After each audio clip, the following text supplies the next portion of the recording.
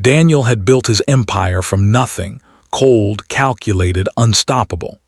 Everyone who worked under him feared his temper, his sharp tongue, and most of all, his humiliating tests he put new staff through. So when his board booked a financial literacy workshop for the company's cleaning staff, a gesture meant to improve corporate image, Daniel walked in purely to entertain himself.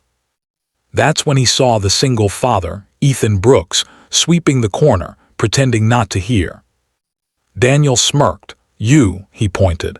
"Since you're here, why don't you give me some investing advice?" The entire room went silent. Everyone knew it was a joke. All expected embarrassment. But Ethan didn't. He simply looked up, pushed his glasses back, and said the words that froze the billionaire in place. The single dad's answer. Ethan didn't lecture. He didn't hesitate. His voice was steady, soft, yet powerful enough to silence a boardroom full of millionaires. "Sir, invest in people before numbers. Money grows fast, but people grow stronger. Someday you'll need the kind of wealth only kindness can build." The room shifted. Daniel felt something he hadn't felt in years: shame. Ethan continued, "And if you want financial advice, stop chasing returns and start chasing purpose. Money follows meaning." Everyone stared at Ethan as if he had dropped a bomb. Daniel forced a laugh to hide his discomfort. Not bad for a janitor. But inside, something in him had cracked. How their worlds collided. Later that evening, Daniel found Ethan in the parking lot, helping his little daughter, Lily, into their old, dented car. It took 3 tries before the engine coughed awake. Daniel didn't know why he walked over. He never approached employees, let alone janitors. "Brooks," he said stiffly, "where's her mother?" Ethan tightened Lily's seatbelt, smiling gently. "Heaven," he said, "3 years now." Daniel felt the wind knock out of him. He watched Ethan carry his daughter with such tenderness, such patience, qualities Daniel had lost long ago in the fire of ambition. That night Daniel couldn't sleep. The challenges they faced. 1. Daniel's impossible wall of pride. He had built his identity on being untouchable. Listening to advice from a janitor felt like weakness. Yet Ethan's words replayed in his mind every hour. He started noticing things he'd trained himself to ignore. Employees afraid to speak. Interns crying after meetings. Managers exhausted, hiding mistakes out of fear. His empire wasn't strong, just scared. 2. Ethan's struggle as a single dad. Ethan was drowning quietly. Taking double shifts. Skipping meals so his daughter could eat. Saving every penny to give Lily a stable life. He had dreams, big ones. But life had buried them under responsibility. And Daniel saw all of it. The turning point. One afternoon, Daniel requested Ethan's presence in his office. Employees thought Ethan was about to be fired.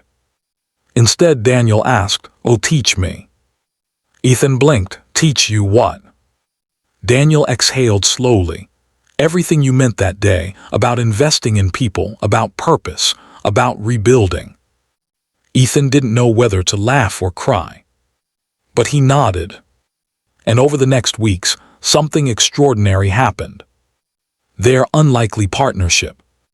Every evening after Ethan's shift and Daniel's meetings, they sat in Daniel's office, talking about ethics, empathy, and leadership, studying how people thrive when valued, planning changes to rebuild the company culture. Daniel learned humility. Ethan learned to believe in himself again. And slowly the empire shifted. Managers treated staff better. Support programs were created. The cleaning crew received full health benefits. Fear began to fade. Daniel had invested billions his whole life. But Ethan taught him how to invest in humans. The final challenge. One day, Ethan stopped showing up. Daniel panicked. He drove to Ethan's tiny apartment, where he found him sitting on the floor, holding an eviction notice. "I'm sorry, Daniel," Ethan whispered. "I can't come tonight. I'm trying to figure out where Lily and I will go next." Daniel knelt beside him. "No," he said fiercely, "you're not going anywhere." Without hesitation, he picked up the phone. "Effective immediately," he said to HR, "Ethan Brooks is promoted to Director of Human Capital Development. 6-figure salary, full housing assistance, and make it retroactive." Ethan froze.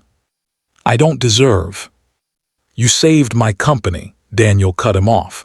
"Now let me help save your family." Tears streamed down Ethan's face. For the first time in years, he allowed someone to help him. The resolution. Months later, Lily ran through the new company daycare, laughing, healthy, carefree. Ethan stood in his new office, teaching managers compassion-driven leadership. Daniel visited often, not as a boss, but as a friend. One evening, looking out the window at the city lights, Daniel said, "You told me to invest in people before numbers." He placed a hand on Ethan's shoulder. "You were the greatest investment I ever made." Ethan smiled. "No, Daniel, you invested in yourself by choosing kindness."